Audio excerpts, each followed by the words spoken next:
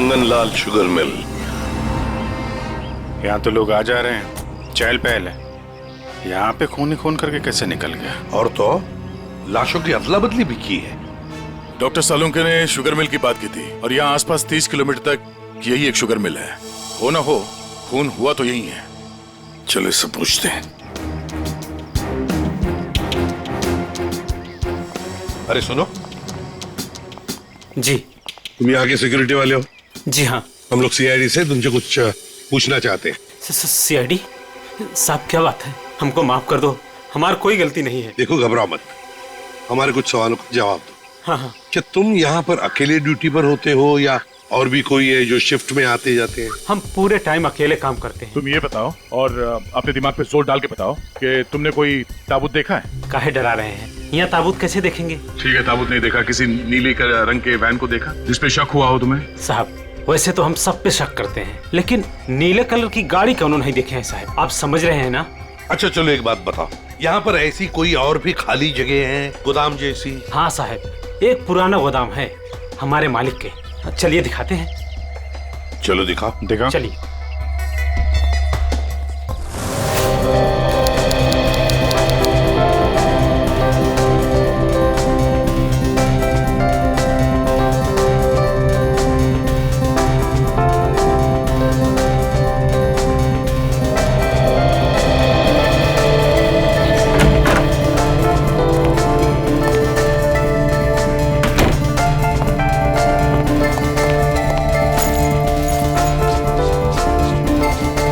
बर्फ तो ऐसे गिर रही है जैसे मनाली को भगवान एंटार्क्टिका बनाने के मूड में है।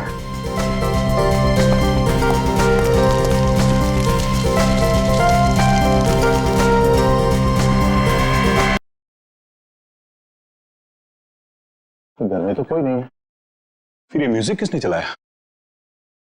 पूरब, माया, गौतम, पूरब, माया, गौतम।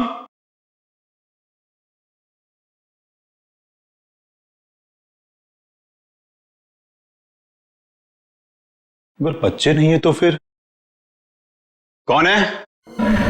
कौन है यहां? कौन है?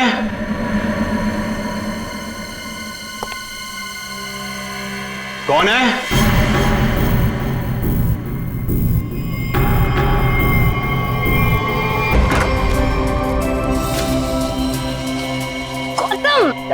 इधर मत कर। क्यों? इधर मत जा, फिर मुझे साफ करना पड़ता है। मत। अच्छा मैं तुझे ही साफ कर दूंगी। तुम तो लड़ने झगड़ने बंद करो, डैड घर में ही है। अच्छा है, तो मैं डैड से गौतम की शिकायत करती हूँ। डैड देखिए ना इसे, पूरा घर गंदा कर रहा है। Dad, dad, dad, dad is no more.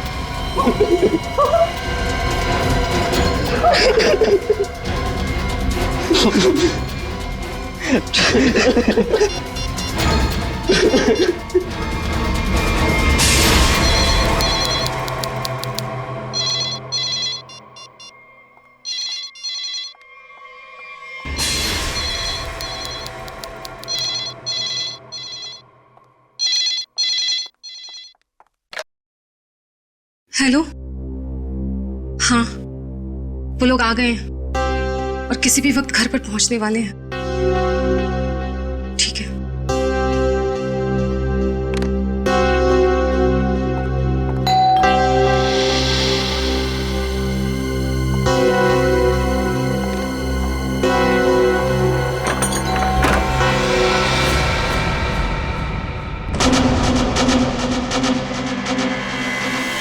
Oh my God, क्या हुआ किलोरी?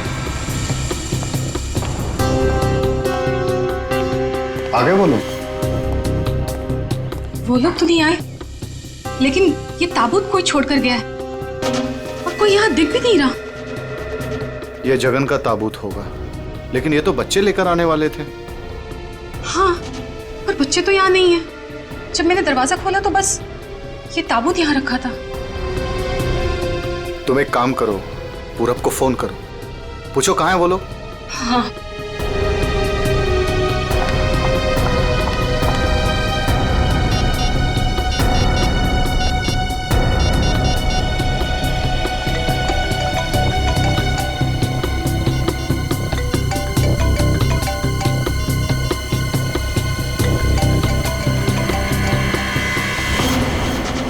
ये आवाज तो यहाँ से आ रही है। कॉफिन के अंदर से आवाज आ रही है।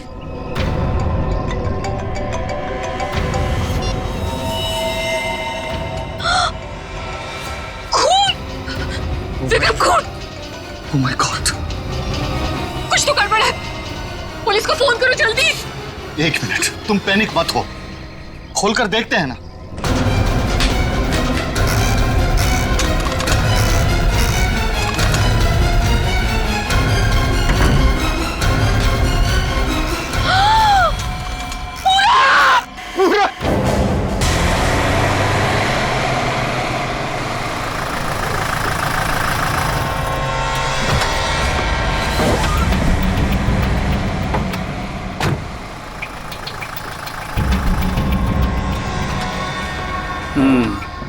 काम हो गया?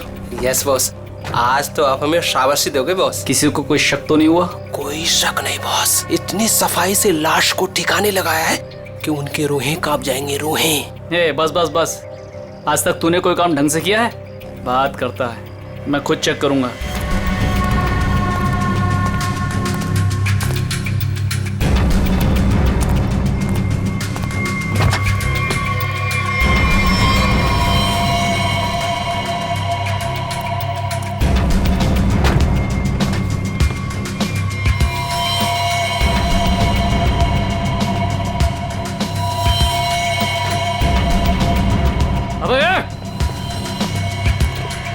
क्या हुआ बॉस? मेरी किस्मत खराब थी जो मैंने तुझ जैसे निकम्मे को काम पे रखा। ऐसा क्या हो गया बॉस? ये देख, ये है तेरा सफाई वाला काम। हाँ, तू लाश ठिकाने लगाने गया था या अपनी पूंछ लगाने गया था? तू पूछ? अबे पूरे रास्ते पर तू खून के निशान लगा कर आया। सीआईडी वाले इसी पूंछ को पकड़कर हमारी गर्दन तक पहुंच जाएंगे। अरे तुझे कितनी बार बोला कि लाश ठिकाने लगाने के बाद सफाई पर सही से ध्यान दिया करो। बोला था ना? एक बार बात तेरे भेजे में नहीं घुसती क्या? बात करता है। अब क्या करे बॉस? क्या करें? मैं बताता हूँ तुझे, रुक। मन तो करता है ना तेरा खून भी इसी रास्ते पर बहा दूं। अरे शक्ल क्या देख रहा मेरी? ये मुसीबत को ठिकाने लगा और सफाई वही कर। जी बॉस। चल बॉस, चल। खुद भी मरोगे और मुझे भी मरवाओगे। चल।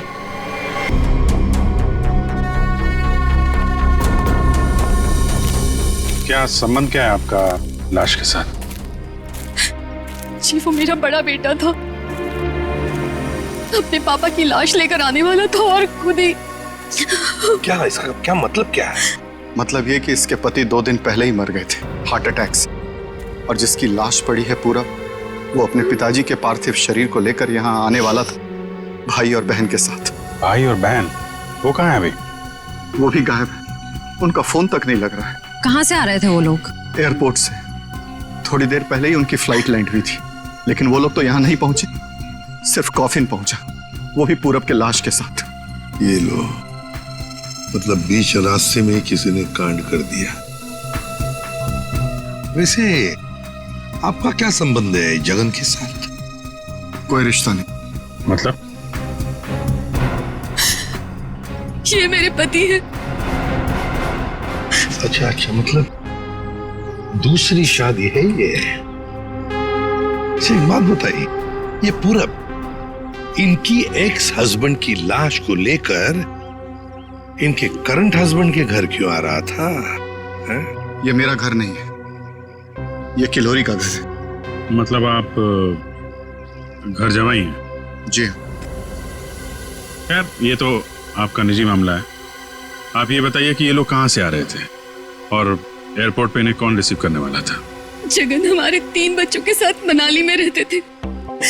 2 दिन पहले पूरब का फोन आया कि हार्ट अटैक से उनकी मृत्यु हो गई है। मैंने पूरब को बोला कि उनके अंतिम संस्कार के लिए वो उन्हें यहाँ ले आए। एयरपोर्ट पे वो जैसे ही उतरे, वहां से उन्होंने एक प्राइवेट टैक्सी ली यहाँ आने के लिए, और उसके बाद। प्लीज आप मेरे दोनों बच्चों को ढूंढ निकालिए। माया और गौतम कहाँ है, कुछ पता नहीं चल रहा। ठीक है, आप चिंता मत करिए, हम उन्हें जल्दी ढूंढ निकालेंगे।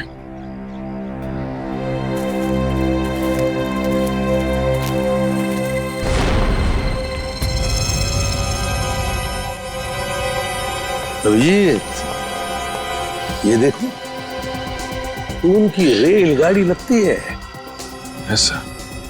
निखिल सर देखो ये रेलगाड़ी कौन से स्टेशन से होके आई है? चलो भैया चलते हैं। चलते भैया का क्या मतलब है? अपना मुंह दिखाने आया था तू यहाँ पर? मतलब ये है कि एक लाश पड़ी हुई है, उसका खून हुआ है, किसने खून किया है ये तो आप पता लगा ही लोगे ना। महान हो आप लोग तो मेरा क्या काम है यार? इसको नहीं बुलाऊं तो इसके कान में से धुआं निकलता है कि हमें बुलाया नहीं, ये तो यूं केस सॉल्व कर देते, यूं खूनी को पकड़ लेते। और अभी लाश को सूंघा तक नहीं और चल पड़ा। हाँ सूंघ लिया तो फिर मुंह खोल ना। लाश को सूंघने के बाद क्या पता चला ये बताने के बगैर सरपट भागे क्यों जा रहा है? देख शाहरुख के 2-2 बच्चे गायब है, इस औरत के 2-2 बच्चे और ऊपर से बाप की लाश भी गायब है।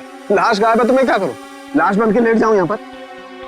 लाश ढूंढना आप लोगों का काम है तो ढूंढो ना। पूछो किसी से, ढूंढो कि ये कास्केट कहाँ से आया था। मैं क्या करूंगा इसमें?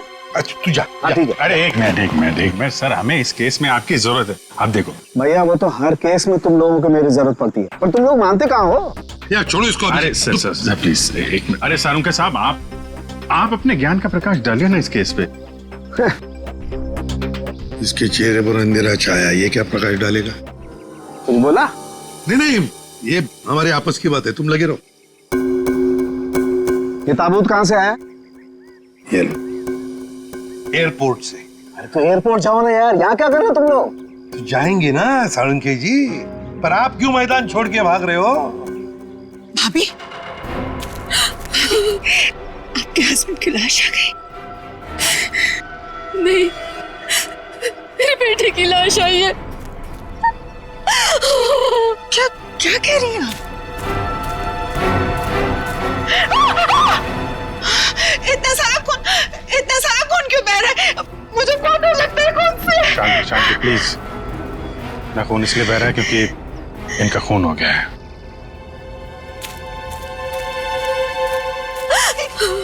क्या कह रहे हैं? पूरब का खून हो गया भाभी। वैसे आप ये मेरी बहन है और किलोरी की ननद। लेकिन भाभी इसमें पूरब की लाश है तो आपके हस्बैंड की लाश कहाँ है? साळुंके, अगर 5 साल के बच्चे की तरह मुंह बना के नखरे नहीं करता ना तो अब तो कोई सुराग मिल जाता तुझे। भैया ये नाक के अंदर छोटे छोटे दाने दिखाई दे रहे हैं ना, शायद यही एड्रेस। किसका? उनके हस्बैंड की लाश का। अरे तुम लोग कर क्या रहे हो? आज फिर किसी पैसेंजर का लगेज मिसिंग हो गया। तुम लोगों की वजह से किसी दिन गवर्नमेंट मुझे इस ऑफिस से मिसिंग कर देगी। ठीक से काम करो। Yes sir.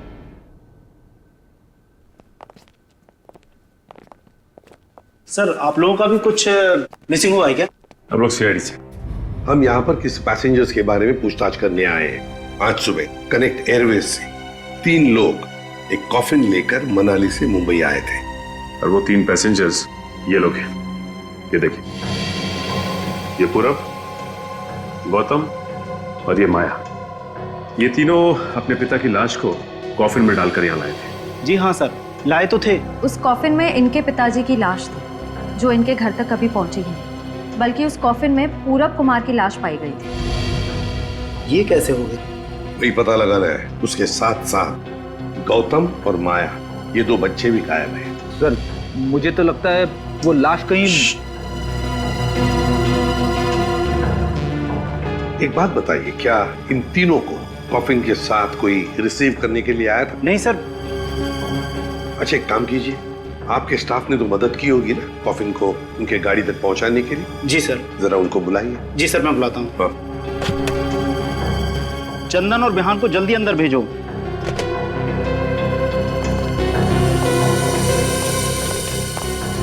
क्या हुआ सर? आज सुबह कनेक्ट एयरवेज से कॉफिन आया था। हाँ साहब। उसके बारे में सीआईडी वाले आपसे कुछ पूछना चाहते हैं। सीआईडी साहब, हमने कोई गड़बड़ नहीं किया साहब। हम तो बस काम कर रहे थे साहब। हमने तो बस उस कॉफिन को उस गाड़ी में चढ़ाया था साहब। एक मिनट, तुमने कोई गड़बड़ नहीं की है। सिर्फ इतना बताओ कि जब तुम ये कॉफिन यहाँ से उनके गाड़ी तक ले जा रहे थे तो उस दौरान उसके बीच में कभी कोई मिलने आया था या कोई ऐसे कुछ भी हुआ था क्या? हाँ साहब, हम उन तीनों को लेकर जब यहाँ से बाहर निकले, उनके साथ जो लड़की थी ना, उसको एक फोन आया सर। पता नहीं क्या बात हुई, फिर वो अचानक से कहने लगी पार्किंग में एक नीली वैन खड़ी है, ये कॉफिन वहां ले चलो। अच्छा, वैन के ड्राइवर को देखा तुमने?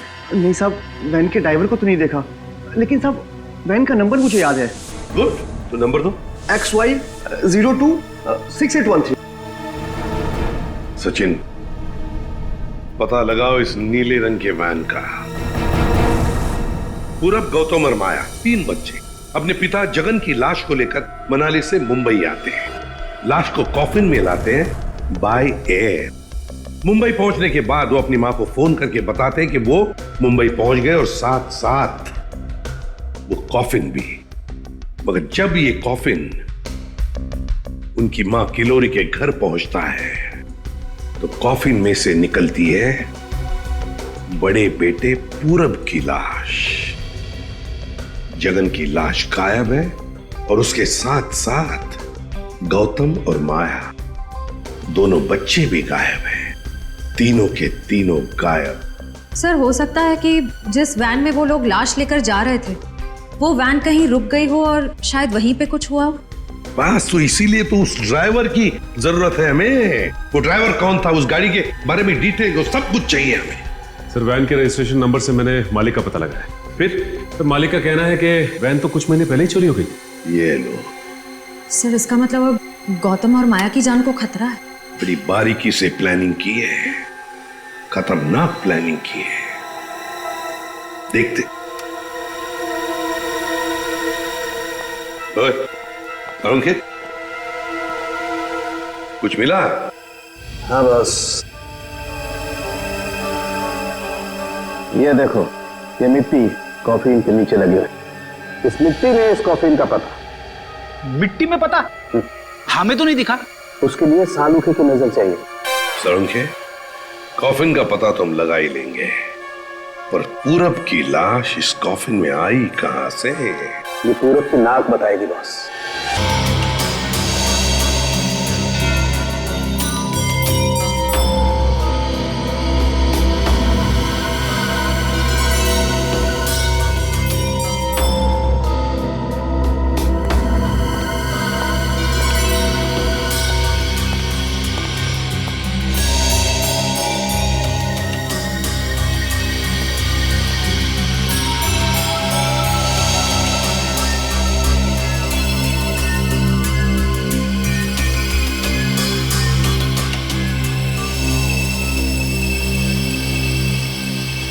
हाँ सर, कुछ पता चला? भाई अभी तक तो शक पर ही काम कर रहा है। शक दूर नहीं हुआ? हो गया, शक दूर हो गया। मुझे इसकी नाक में से पोलन्स मिले, पराग कण। सालुंके साहब, वो कैसे पता चला? फॉरेंसिक पोलिनोलॉजी से। सालुंके साहब, ये क्या है? रेडी, ये फॉरेंसिक साइंस की एक अलग टेक्निक है। सर, इसमें क्या होता है? निखिल, इस टेक्नोलॉजी से हम बहुत छोटे पार्टिकल्स लाइक माइक्रो पार्टिकल्स को स्टडी करते हैं, जो कि फूल, पौधे, कपड़े, मिट्टी, ऐसे कई सारी चीजों में पाए जाते हैं। वाह, क्या बात है तारिका जी, क्या नाम? लेकिन इसे बड़े ध्यान से देखना पड़ता है, क्योंकि कई बार क्या होता है कि आवारा भंवरे एक फूल पर बैठ करके उसके सारे पोलन्स, उसके सारे परागकण चुरा करके भाग जाता है और पूरे के पूरे माहौल को गंदा कर देता है। सर, पॉलिन जो है हवा और पानी से भी फैलते हैं। इसमें बेचारे खाली भंवरे को ही क्यों दोष दे रहे हैं आप? सही कह रहे हो, बेकार में खाली भंवरे को दोष क्यों दें? तो होता यह है कि जब हम बाहर से आते हैं तो हमारे पूरे शरीर पर, आंख, नाक, कान, गले, सब पर पोलन्स लगे होते हैं, और इन पोलन्स की जांच करके हम ये पता लगा सकते हैं कि ये खास व्यक्ति किस जगह से आया है। ये तो है। मैं बताता हूं, ये देखो, यहां पर मैंने इससे पोलन्स ले लिए जो उसकी नाक में थे, और इन पोलन्स पे 2 ड्रॉप मिथाइलमाइन की डालते हैं और इसे हम कर देते हैं सिक्योर।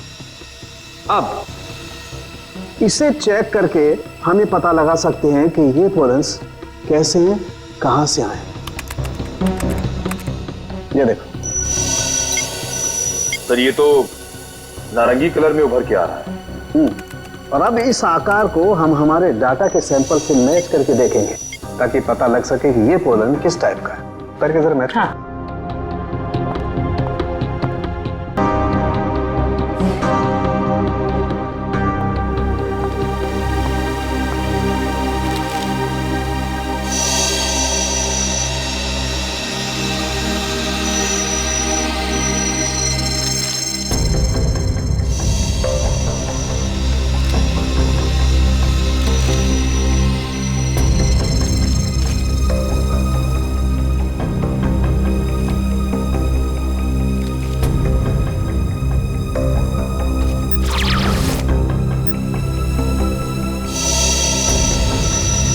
वाओ सर, ये तो पॉलेंस की पूरी लाइब्रेरी है।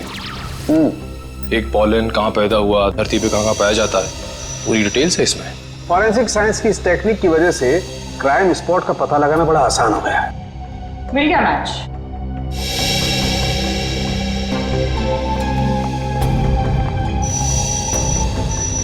ये मैरीगोल्ड है जिसका हाइब्रिड नाम मरियासा गोल्ड 63 है। ये वैरायटी पूरे साल पैदा होती है और धानी खेत में पाई जाती है। धानी खेत? चलो कम से कम ये तो पता चल गया कि खून कहाँ हुआ है। देखिए, जगन की लाश हमें गेंदे के खेत में से मिली। क्या बता सकते हैं ऐसा कौन कर सकता है? कौन मार सकता है जगन को? कौन मार सकता है आपके बेटे को? है किसी पर शक आपको? किसी के साथ उनकी कोई दुश्मनी थी? है? मुझे किसी पर शक नहीं। कहीं ये मामला प्रॉपर्टी से रिलेटेड तो नहीं? अब हम पर क्यों शक कर रहे हैं? क्यों नहीं? जगन जी अमीर आदमी थे, मनाली में सेब के बाग थे, जमीन जायदाद थी। उनके मरने से और पूरब के मरने से और दोनों बच्चों के गायब होने के बाद प्रॉपर्टी तो आप लोगों को ही मिलने वाली है ना। देखिए सर, आपको बहुत बड़ी गलतफहमी हो रही है। हमें तो ये भी नहीं पता था कि जगन के पास इतनी प्रॉपर्टी है, सेब के बागान है, और वैसे भी मेरी अच्छी खासी नौकरी है, अच्छी खासी कमाई है।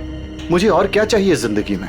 और मेरा तो इन सब से कुछ लेना देना ही नहीं है। मुझे तो प्लीज दूर ही रखिए। देखिए, मैं अपनी फैमिली और अपनी वाइफ से बहुत खुश हूँ। मुझे और कुछ नहीं चाहिए। अच्छा, तो आपके कहने का मतलब है जो कुछ भी लेना देना है वो किल्लोरी जी का लेना देना? देखिए सर, आप लोग मेरे बच्चों को ढूंढने के बजाय मुझ पर और मेरे परिवार पर शक कर रहे हैं। नहीं नहीं नहीं नहीं नहीं किल्लोरी जी, हम आप लोगों पर कोई इल्जाम नहीं लगा रहे किल्लोरी जी। हम तो बस सच्चाई जानने की कोशिश कर रहे। जैसे एक बात जरूर कहूंगा आप लोगों को, सच्चाई आपके लिए बहुत फायदेमंद होगी।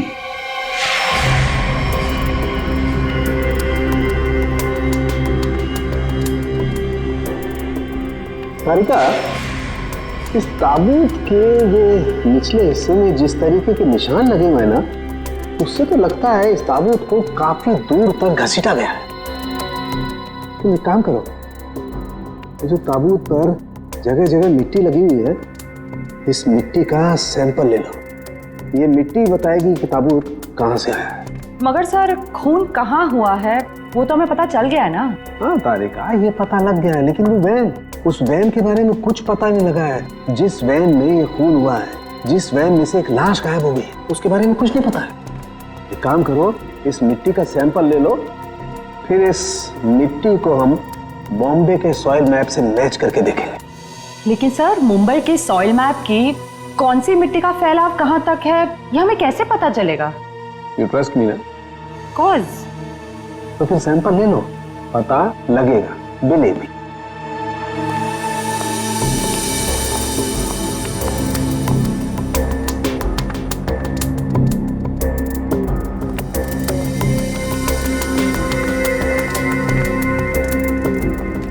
अरे चालू के साहब, फिर से पढ़ाई शुरू कर दी आपने? भाई क्या करें, तुम लोगों की मदद करने के लिए पढ़ाई तो करनी पड़ेगी। अरे लेकिन ऐसा है क्या इस ताबूत में जो इतनी मोटी किताब की जरूरत पड़ गई? इस पढ़ाई की जरूरत क्यों पड़ी, ताबूत बताएगा। वो कैसे? कॉफिन में मिले इस मिट्टी का हम सेडिमेंटेशन टेक्निक से एनालिसिस करेंगे, उससे सब पता चल जाएगा।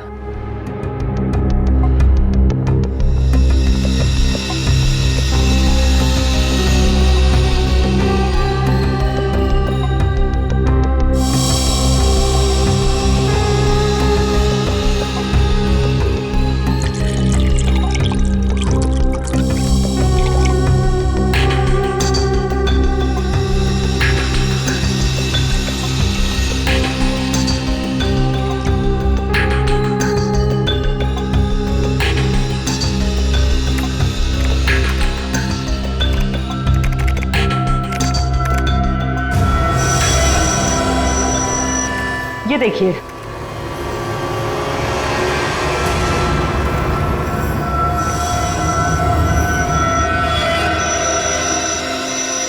ये तो घास जैसा कुछ लग रहा है। एक मिनट, अब देखो, ये घास नहीं है, ये मोलासिस है, गन्ने के वेस्ट से जो निकलती है, जहां पर गुड़ बनता है। मतलब ये ताबूत वहां पे ले जाया गया था जहां पे गन्ने से गुड़ बनाया जाता है, शुगर फैक्ट्री। सर, मुंबई के आसपास 2-4 शुगर फैक्ट्रीज हैं। अच्छा सालुका साहब, ये मिट्टी किस एरिया की है, कुछ पता चल सकता है? हाँ बिल्कुल पता लग सकता है।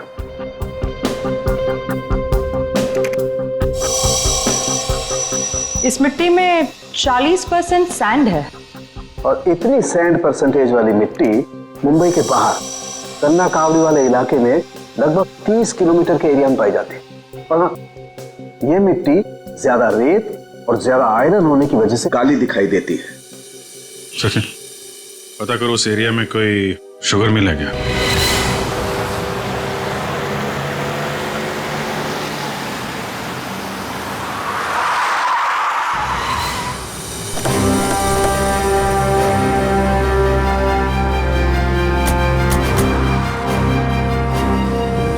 चंगनलाल शुगर मिल। यहाँ तो लोग आ जा रहे हैं, चहल पहल है। यहाँ पे खून ही खून करके कैसे निकल गया? और तो लाशों की अदला बदली भी की है। डॉक्टर सालुंके ने शुगर मिल की बात की थी और यहाँ आसपास 30 किलोमीटर तक यही एक शुगर मिल है। हो ना हो, खून हुआ तो यही है। चलो इससे पूछते हैं।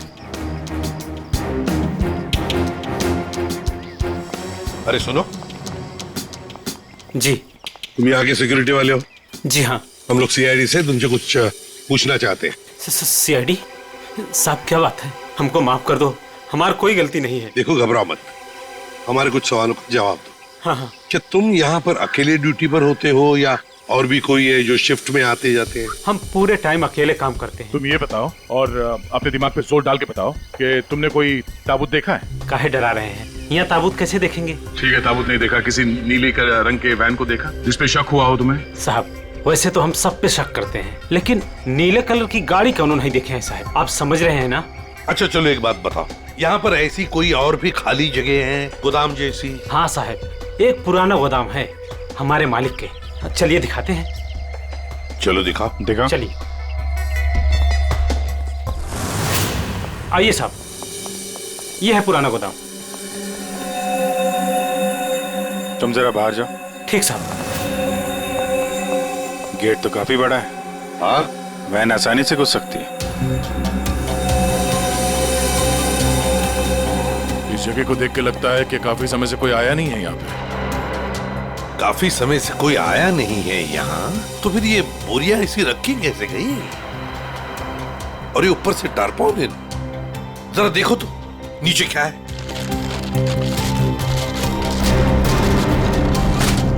ये देखा?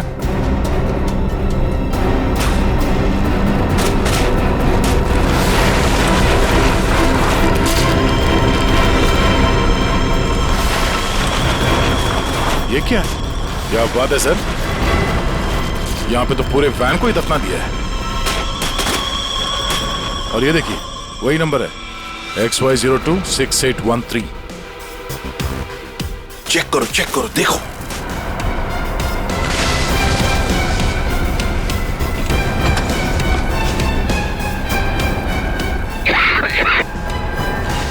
माय गॉड,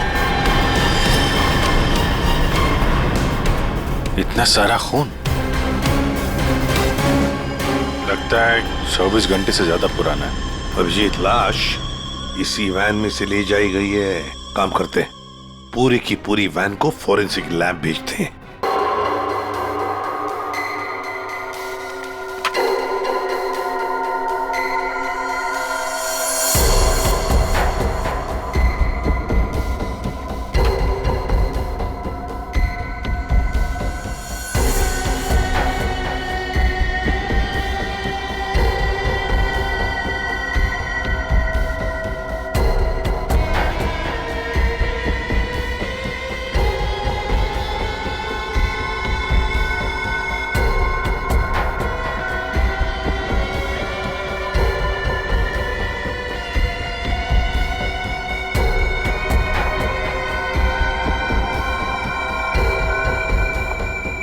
सर मिला कुछ?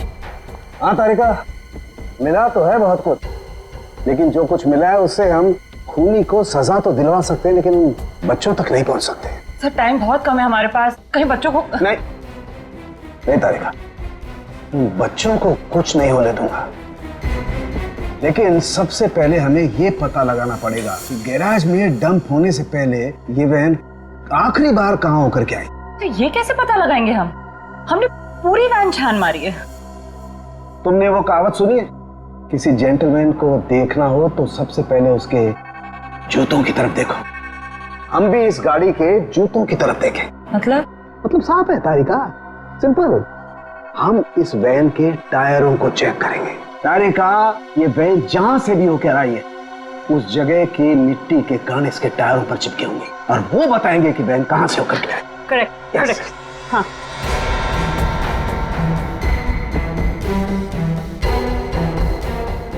जरा एक फोर्सा पता क्यों मिश्रा। हाँ सर अभी देती हूँ।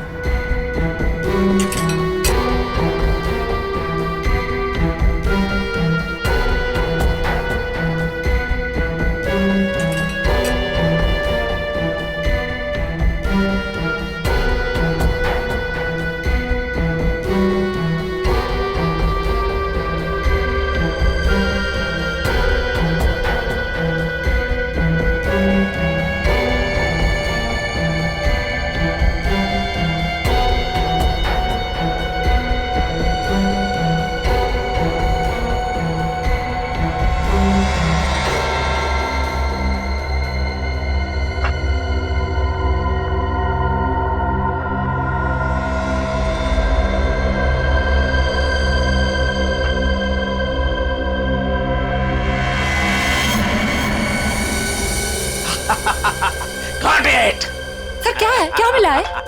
सर बताओ ना क्या मिला है। हेलो। हाँ तारिका जी। हाँ अभिजीत। उस वैन में से कुछ एविडेंस मिला? हाँ मिला तो है, लेकिन मुझे नहीं पता क्या मिला है। सर बता ही नहीं रहे। अरे क्यों? डॉक्टर साहब हैं कहाँ? यहीं पे हैं, कूद रहे हैं, गॉट इट कर रहे हैं। अरे उन्हें ऐसा क्या मिल गया कि जो बरसात की मेढक की तरह कूद रहे हैं? पता नहीं, मुझे कुछ नहीं बता रहे, तुम ही बात कर दो। सर। हाँ अभिजीत। ओ अभिजीत, आज भाई साहब। भैया वो मैसेंजर हमें मिल गया है जो हमें गौतम और माया का पता बताएगा। क्या सफेद रंग का एरो बनाया है पेड़ पे? अच्छा ठीक है, ढूंढेंगे। और वैसे वहां पोजीशन क्या है? यहाँ की सिचुएशन तो कंट्रोल में है, लेकिन हमारे सामने जो नजारा है उसे देखकर तो हमारे होश ही उड़ गए हैं सर। कोई बात नहीं, हम लोग पहुंच जाएंगे जल्दी। क्या कर रही है श्रेया? सब ठीक है सर? कह रही है कि वहां पे नजारा ऐसा है कि जमीन खिसक जाएगी पैरों के नीचे से। सर हमें जल्द से जल्द वहां पहुंचना होगा, पर लोग बहुत कम है, कहीं हाथ से निकल ना जाए। आप लोग कोई बताएंगे क्या हो रहा है? कैसे है मेरे बच्चे? ठीक तो है? प्लीज कुछ बताइए। मैम जरा धीरज रखिए, सब कुछ पता चल जाएगा। कुछ बताया होगा ना फोन पे उसने। आखिर हमारे बच्चे मिले कि नहीं मिले, कुछ तो मालूम होगा ना। देखिए अभी कहने सुनने से कुछ नहीं होगा, जो भी है वहाँ पे चलने के बाद ही पता चलेगा। अरे पता तो तब चलेगा जब वहाँ पहुँचेंगे। अगर भालू शेर चीतों को पता चल गया ना कि हम लोग यहाँ हैं, तो दुनिया में किसी को हमारा पता नहीं चलेगा। आप फिक्र मत कीजिए प्रीति जी, आजकल इंसान जानवरों से ज्यादा खतरनाक हो गया। हो सकता है वो आपको देख के भाग जाए। अरे उन्हें चिल्लम चिल्ली की आदत नहीं है, जरा शांत रहिए आप। क्या? एक मिनट। श्रेया, वो सफेद निशान वाला पेड़ मिल गया। सर उस पेड़ से राइट लेकर 200 मीटर स्ट्रेट आ जाइए। 200 मीटर राइट में। चलिए जल्दी चलिए। कोई मुझे बताएगा हो क्या रहा है? मेरे दिल बैठा जा रहा है, कहीं मेरे गौतम और माया को कुछ हो तो नहीं गया? बस और नहीं चला जाता, अब नहीं चल पाऊंगी। देखिए पीछे छूटने वालों को जानवर छोड़ते नहीं है, लंच या डिनर में खा लेते हैं। नहीं, मैं आगे जाती हूँ ना, आप लोग मुझे फॉलो करिए।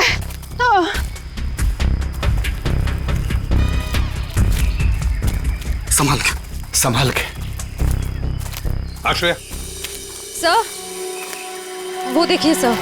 माय गॉड, जल्दी से बच्चों को नीचे उतारो। हे भगवान, क्या है?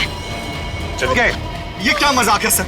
जब आप लोगों ने देखा कि ये लोग यहाँ आए थे, इन्हें छुड़वाया क्यों नहीं, नीचे क्यों नहीं उतारा सर? बचा लो मेरे बच्चों को। श्रेया समझ। आया, घबराओ मत।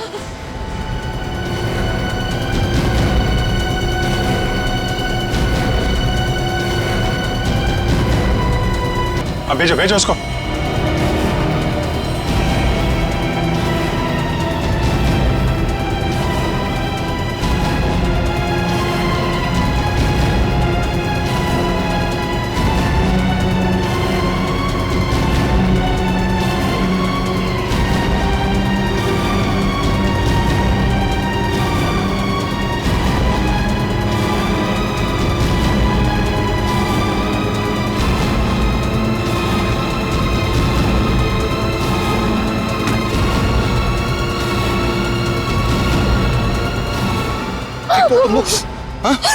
तुम लोग ठीक हो ना?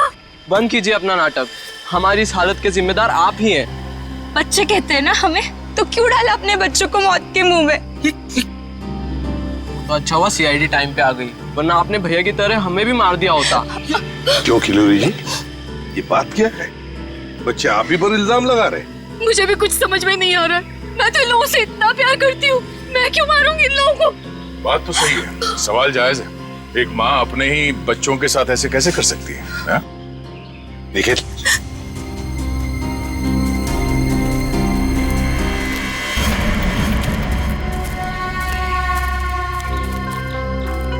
तुमने तो छुपने की बहुत कोशिश की और उस कीड़े ने हमें यहाँ का पता बता दिया। ये लोग कौन है सर? अरे मैडम कुछ पूछ रही, बताओ या और खातिरदारी करें? हमने और खातिरदारी की जरूरत नहीं है। देखिए साहब, पहले मुझे इमरजेंसी वार्ड में भर्ती करा दीजिए।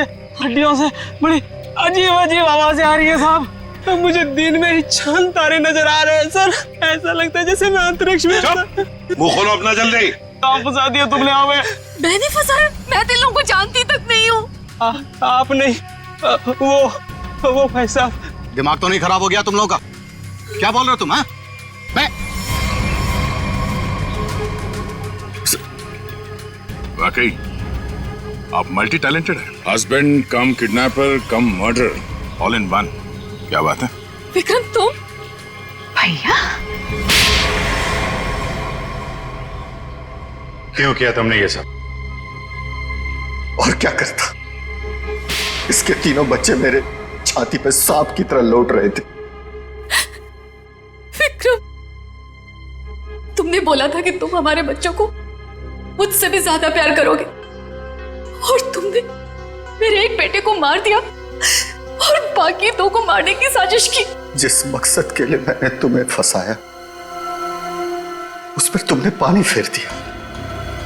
तुम्हें फंसाने का मेरा सिर्फ एक ही मकसद था, तुम्हारी प्रॉपर्टी, तुम्हारा पैसा। लेकिन तुमने अपनी सारी प्रॉपर्टी अपने बच्चों के नाम कर दी। क्या करता मैं? और तो और तुम अपने पुराने पति से भी मिलने जाती थी। तुमने कभी सोचा कि मेरे अंदर क्या होता था? मैंने एक दिन डिसाइड कर लिया, तुम्हारी पुरानी फैमिली को ही तुम्हारे रास्ते से हटा दूंगा। और इसीलिए सबसे पहले तुमने जगन को रास्ते से हटाया, क्यों? हाँ, इसलिए मैंने अपने रास्ते से सबसे पहले अपने पहले कांटे को हटाया, जगन को। अपनी पत्नी को झूठ बोला कि मैं बॉम्बे से बाहर जा रहा हूं, और एक दिन